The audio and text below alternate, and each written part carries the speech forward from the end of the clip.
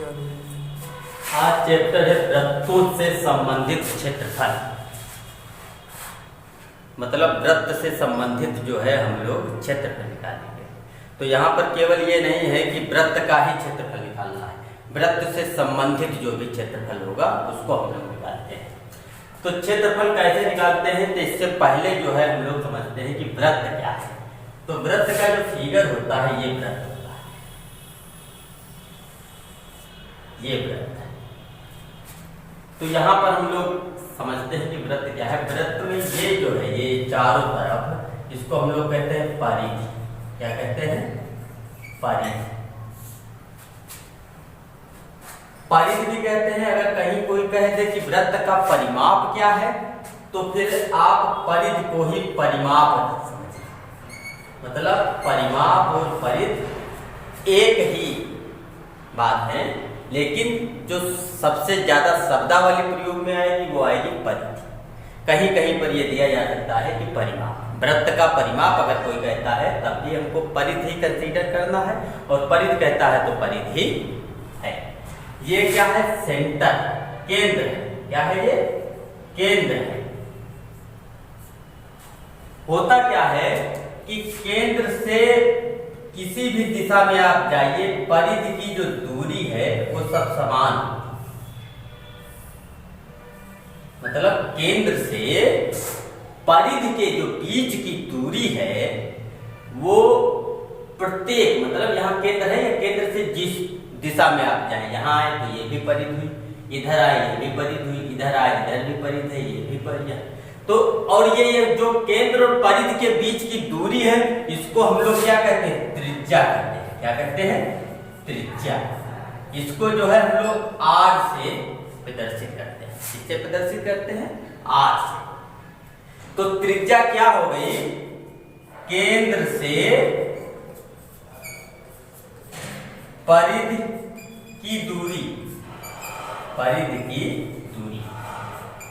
मतलब ये केंद्र है, केंद्र से परिधि की दूरी जो है वो क्या कहलाएगी? त्रिज्या।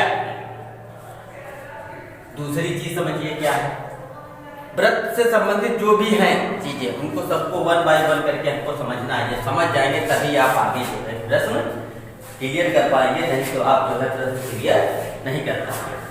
तो ये त्रिज्या, त्रिज्या समझ रहे हैं। उसके बाद में देखिए जो परिधि है, जैसे ये परिधि है, ये हम लोग क्या कह रहे हैं? परिधि है।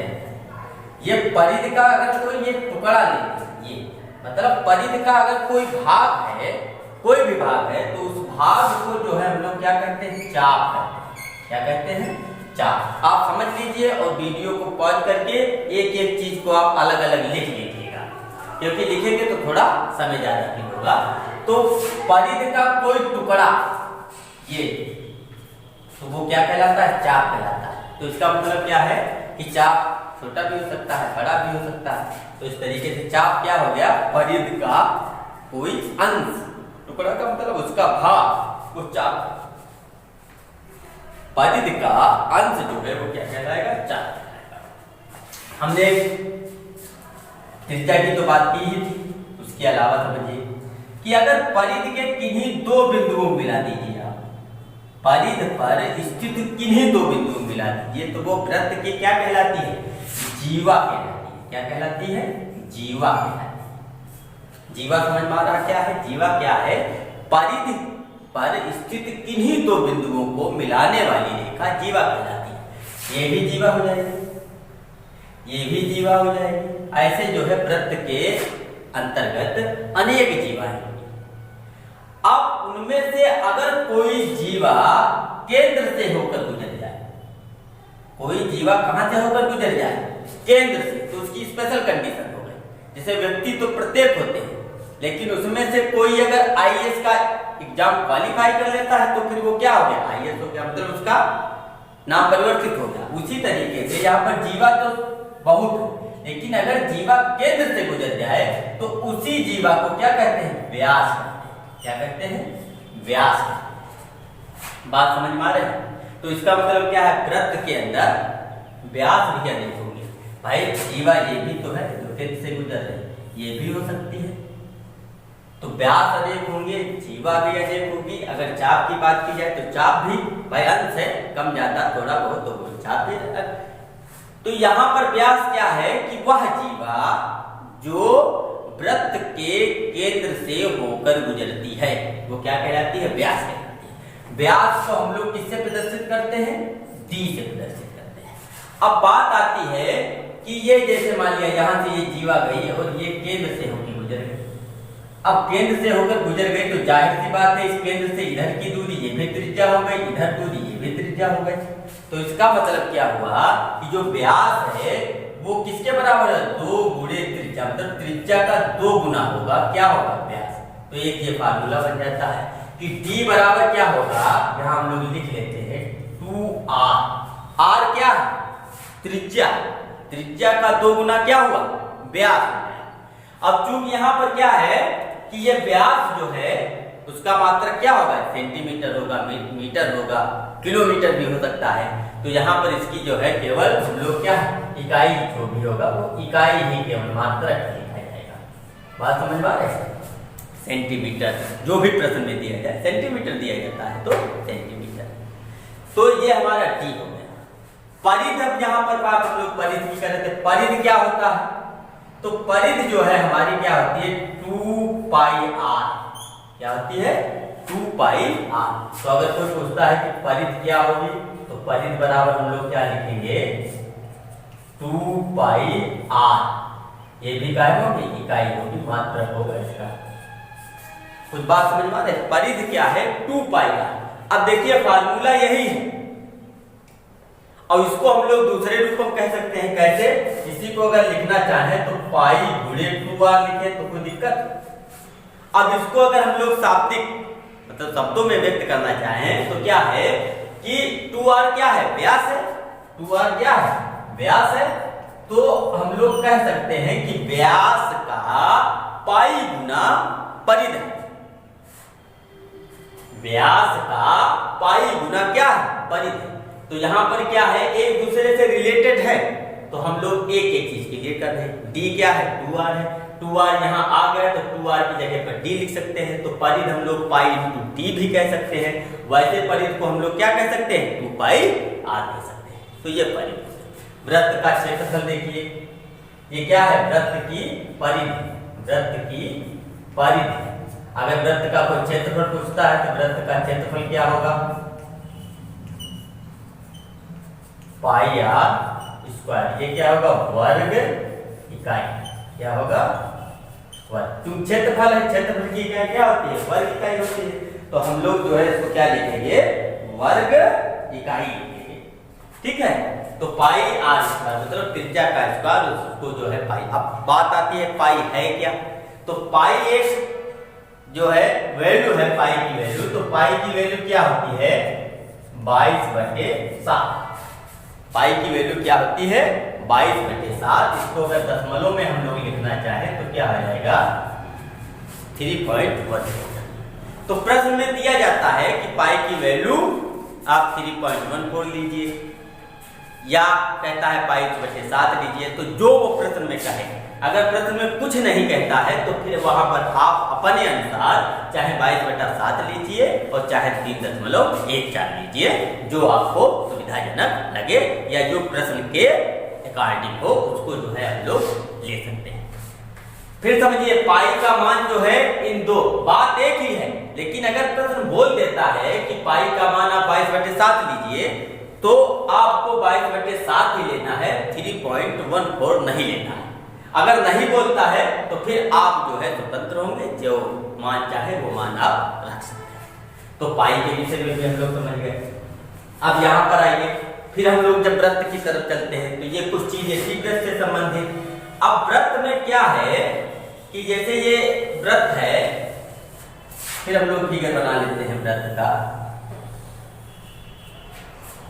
अब वृत्त का एक केंद्र हो गया। अब देखिए वृत्त में क्या होता है कि कोई भी आप अगर जीवा खींच देंगे तो वृत्त 2 खंडों में डिवाइड हो जाएगा। वृत्त 2 खंडों में डिवाइड हो जाएगा। अब देखने में ये हमको लग रहा है कि बड़ा है तो ये हमारा क्या होगा? दीर्घ वृत्तखंड। क्या होगा? दीर्घ वृत्तखंड। और जो छोटा है उसको क्या कहेंगे, लघु वृत्त खंड। क्या होगा, लघु वृत्त खंड। बात समझ रहे हैं कि जीवा जो है, प्रत्येक जीवा वृत्त को दो खंडों में डिवाइड कर देती है। तो क्या होगा, जो जिसका क्षेत्रफल ज्यादा है उसे दीर्घ वृत्त खंड कहेंगे, और जिसका क्षेत्रफल कम है उसे लघु वृत्त खंड कहेंगे। अगर मान लिया जीवा कोई ऐसी है जो व्यास से होकर गुजरती है, तो व्यास जो जीवा है या व्यास जो है वो वृत्त को दो खंडों में तो डिवाइड करता है, लेकिन वहां पर खंड क्या होते हैं, बराबर वृत्त खंड। तो इसका मतलब क्या है कि ये हमारा क्या हो गया, अर्ध वृत्त खंड हो गया। क्या हो गया, अर्ध वृत्त खंड, मतलब आधा इधर भी है और आधा इधर। तो व्यास क्या है, वृत्त को दो बराबर भागों में डिवाइड करता है, और इसके अतिरिक्त अगर कोई जीवा है तो वृत्त को दो खंडों में डिवाइड करेगी। जिस खंड का क्षेत्रफल ज्यादा होगा वो दीर्घ वृत्त खंड होगा, जिस खंड का क्षेत्रफल कम होगा वो लघु वृत्त खंड कहलाएगा। तो यहाँ पर वृत्त खंड से संबंधित ये परिकल्पना क्लियर हो गई। और समझिए इसमें क्या होता है, इसे ये फिगर दिया, अगर मैं ये सेंटर दिया, दो त्रिज्याएं आप मिला दीजिए, तो दो त्रिज्याएं जब मिला देंगे तो ये दो त्रिज्याएं जो है कुछ ना कुछ एक एरिया कवर करेंगी। तो इस एरिया को हम लोग क्या कहेंगे, त्रिज्य खंड कहेंगे। क्या कहेंगे, त्रिज्य खंड कहेंगे। क्या कहेंगे, त्रिज्य खंड। त्रिज्य खंड का मतलब क्या हो गया कि दो त्रिज्याओं के बीच में जो क्षेत्रफल है वो हमारा क्या है, त्रिज्य खंड है। अब जो ये त्रिज्याएं दो हैं तो जाहिर सी बात है इनके मध्य में कुछ ना कुछ जो है एंगल बनेगा। तो ये एंगल मान लिया हमने थीटा है। तो ये क्या है कि दो त्रिज्याओं के द्वारा घिरा हुआ क्षेत्र त्रिज्य खंड हो गया, और जो उनके बीच का कोण है वो क्या कहा जाएगा कि इस त्रिज्य खंड के द्वारा केंद्र पर इतना कोण बनाया जा रहा है। अब यहाँ पर बात आती है कि त्रिज्य खंड का क्षेत्रफल। तो त्रिज्य खंड का क्षेत्रफल क्या होगा, देखिए याद कर लीजिएगा, त्रिज्य खंड का क्षेत्रफल क्या होता है, थीटा बटे 360 गुणे पाई आर स्क्वायर। अब चूंकि क्षेत्रफल है तो इसका मात्रक या इसका यूनिट क्या होगा, वर्ग इकाई होगा। क्या होगा, वर्ग। जहां कहीं क्षेत्रफल आ जाता है तो वहां पर उसका जो मात्रक होता है वो वर्ग इकाई होता है। ये किसका क्षेत्रफल है, त्रिज्य खंड का क्षेत्रफल। अब ऐसी स्थिति में क्या है, देखिए इधर ये त्रिज्य खंड है, तो देखने में लग रहा है कि ये छोटा सा त्रिज्य खंड है। अगर देखा जाए तो बाकी भी तो त्रिज्य खंड है, तो ये हम लोग लघु त्रिज्य खंड लिख सकते हैं। क्या लिख सकते हैं, लघु त्रिज्य खंड। और अगर दीर्घ त्रिज्य खंड का कोई क्षेत्रफल पूछे, क्या पूछे, दीर्घ त्रिज्य खंड का क्षेत्रफल, तो जाहिर सी बात है यहाँ पर क्या है कि पूरे वृत्त का जो क्षेत्रफल होगा उसमें से अगर इसको हम लोग निकाल देते हैं, पूरे वृत्त के क्षेत्रफल में से इसको अगर निकाल देते हैं तो हमारे पास कौन सा इलाका बचेगा, दीर्घ त्रिज्य खंड बचेगा। तो यही हम लोग क्या लिख सकते हैं, पाई आर स्क्वायर माइनस थीटा बटे 360 गुणे पाई आर स्क्वायर। ये हमारा क्या हो गया, दीर्घ त्रिज्य खंड का क्षेत्रफल। अब यहाँ पर थीटा क्या है, जो भी एंगल होगा, और एंगल इसमें यहाँ पर कैसा होगा, अंश में लिया जाएगा, 60 अंश 45 अंश रेडियन में लिया जाएगा, क्योंकि जो कोण होता है उसको मापने की दो इकाइयां होती हैं, एक रेडियन होता है और एक अंश होता है। तो यहाँ पर जो लिया जाएगा वो क्या होगा, अंश में लिया जाएगा, ना कि रेडियन। ठीक है, तो ये दीर्घ त्रिज्य खंड हो गया। दूसरी बात और समझिए यहीं पर कि यहाँ पर जो ये दो त्रिज्याएं हैं इनके बीच का कोण, इतने अगर पोर्शन की हम लोग बात करें तो ये क्या है, चाप है। तो है क्या है, चाप। तो अगर ये भी कह सकते हैं कि ये जो चाप है, चाप के द्वारा केंद्र पर अंतरित कोण भी थीटा है। क्या है, चाप के द्वारा केंद्र पर अंतरित कोण थीटा है। इतना ये चाप है तो देखने में लग रहा है कि लघु चाप है। इधर की अगर हम लोग बात करें तो ये क्या है, दीर्घ चाप हो गया। हमने बताया था कि चाप क्या होता है, परिध का अंश या परिध का टुकड़ा। तो इधर बड़ा टुकड़ा है तो वो मान लिया दीर्घ चाप हो गया, इधर ये छोटा है इतना, तो क्या हो गया, लघु चाप हो गया। तो लघु चाप की अगर लंबाई कोई पूछे, लघु चाप की लंबाई, तो लघु चाप की लंबाई क्या होगी, फार्मूला देखिए, थीटा बटे 360 गुणे 2 पाई आर। क्योंकि ये चाप है तो यहाँ पर क्षेत्रफल तो है नहीं, तो केवल इसकी इकाई क्या होगी, केवल इकाई ही, मतलब मात्रक जो होगा उसका, सेंटीमीटर तो सेंटीमीटर और मीटर तो मीटर, किलोमीटर तो ये लघु चाप की लंबाई।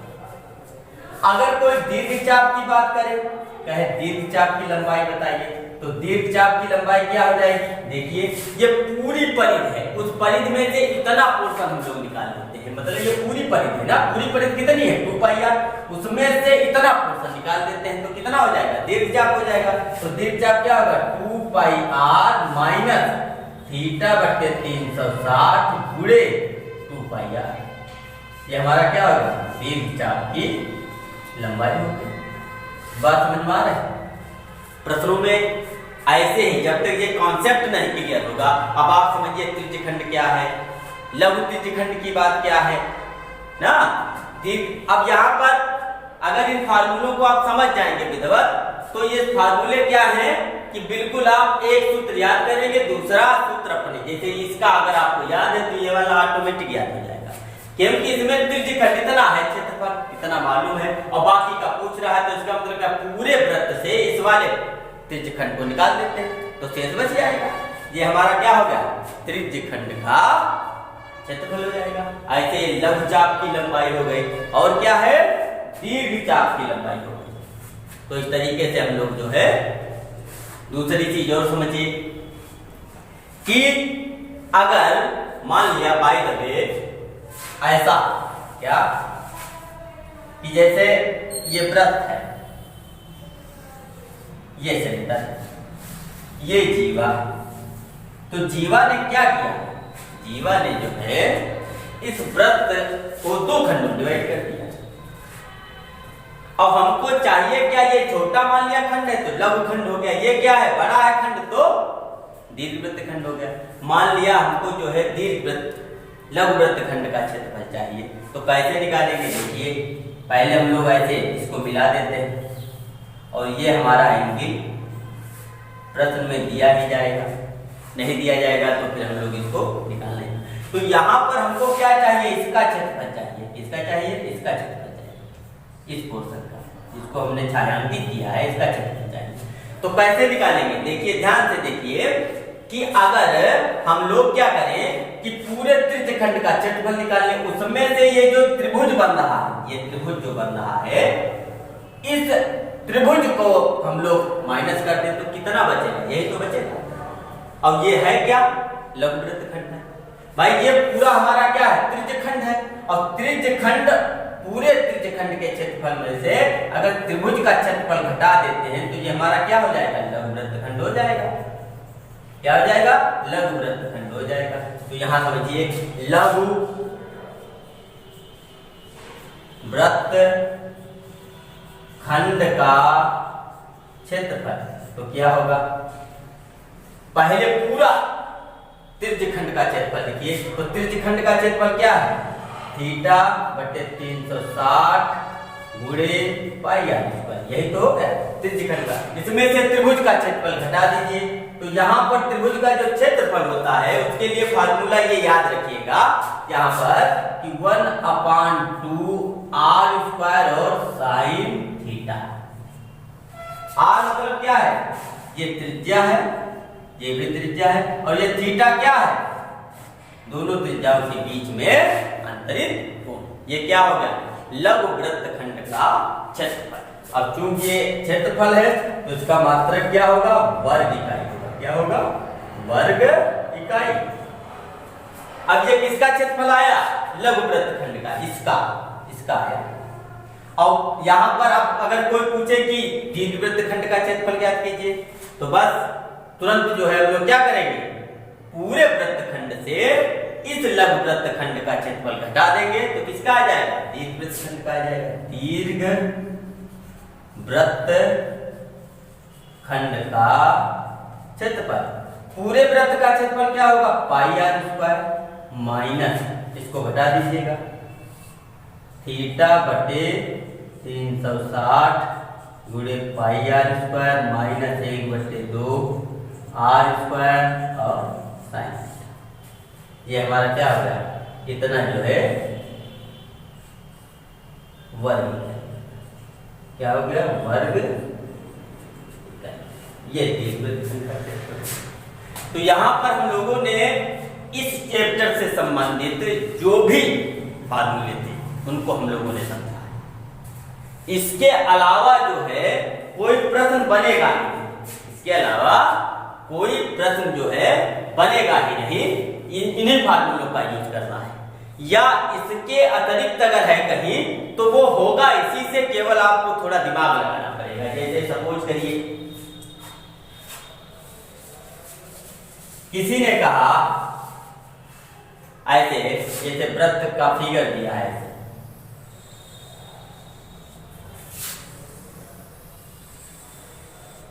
और किसी ने कहा कि इसका क्षेत्रफल निकालिए, इसका क्षेत्रफल निकालिए।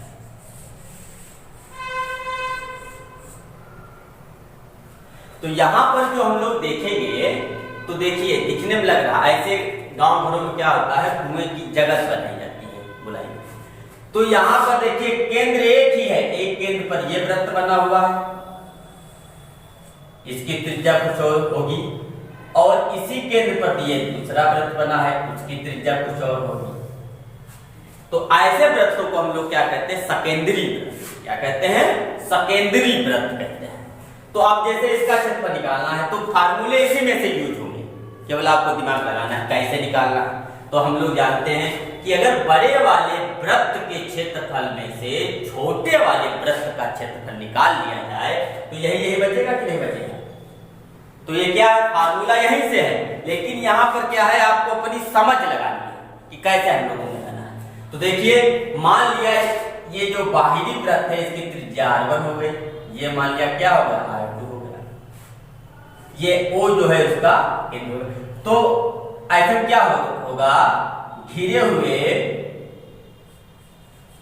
या छायांकित लीजिए, घिरे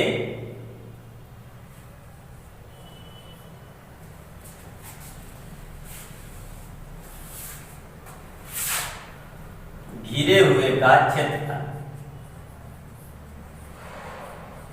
क्या होगा, बड़ा पाई आर उसका बड़े वृत्त के क्षेत्रफल क्या होगा, पाई आर उसका माइनस इसको जो है हम लोग घटा देते हैं छोटे वाले को, ये हमारा क्या होगा,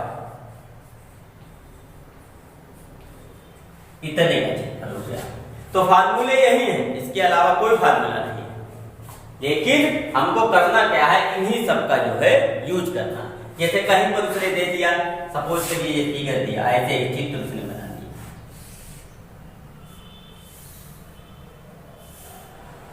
अब वो कहे कि इसका क्षेत्रफल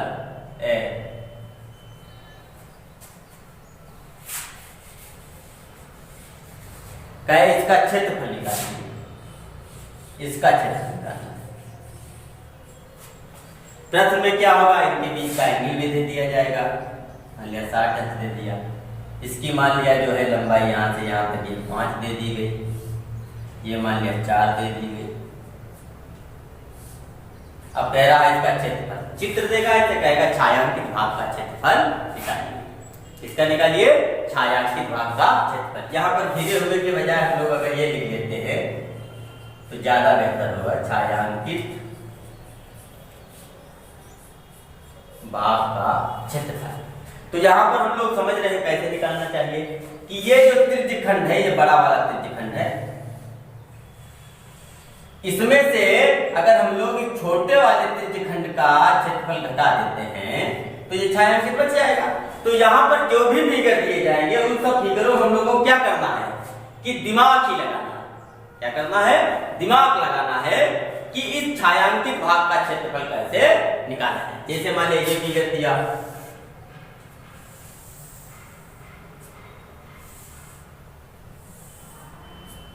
कहा जाए इसका क्षेत्रफल निकालिए, छायांकित भाग का क्षेत्रफल। तो देखिए कैसे निकालेंगे, ठीक है। अगर देखें तो यहाँ पर हमको लग रहा है ये क्या है, ये अर्धवृत्त। क्या है?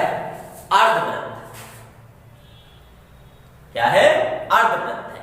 अब अर्धवृत्त है तो कुछ प्रमेय भी हैं जिनको याद कर लिया। अर्धवृत्त में बना कोण क्या होता है? समकोण होता है, ये अपने याद रखिएगा। तो यहाँ पर छायांकित भाग का क्षेत्रफल चाहिए तो हम लोग कैसे निकालेंगे? दिमाग लगाइए कि हम लोग पहले इस अर्धवृत्त का क्षेत्रफल निकालेंगे। इसका निकाल लेते हैं, अर्धवृत्त का क्षेत्रफल निकाल लेते हैं। उसके बाद में उसमें से क्या करें? इस त्रिभुज का क्षेत्रफल घटा दीजिए तो छायांकित बचेगा। तो एक्सरसाइज में जो है प्रश्न आप देखेंगे तो उसमें इसी टाइप के प्रश्न पूछे जाएंगे। तो आपको पूरा पहले प्रश्न देखना है, देखने के बाद देखना है कि उसमें क्या वो पूछ रहा है, फिर दिमाग लगाइए। अगर ये भी समझ में आए तो आप उसको किसी कागज पर चित्र बनाइए और जिसका वो क्षेत्रफल पूछे उतने ही कागज को रखिए, बाकी को काट लीजिए तो आपको पता चल जाएगा कि किसमें से कितना हमको निकालना है। तो ऐसे ही जब फिगर आप देखेंगे तो मेरे हिसाब से प्रत्येक क्वेश्चन आपका इन्हीं फार्मूलों के अनुसार और इन्हीं आधार पर जो है लग जाएगा। त्रिभुज का जो क्षेत्रफल है तो उसके क्षेत्रफल चाहो तो कुछ लिख लीजिए।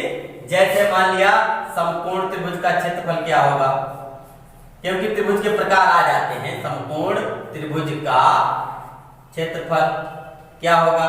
1/2 आधार गुणे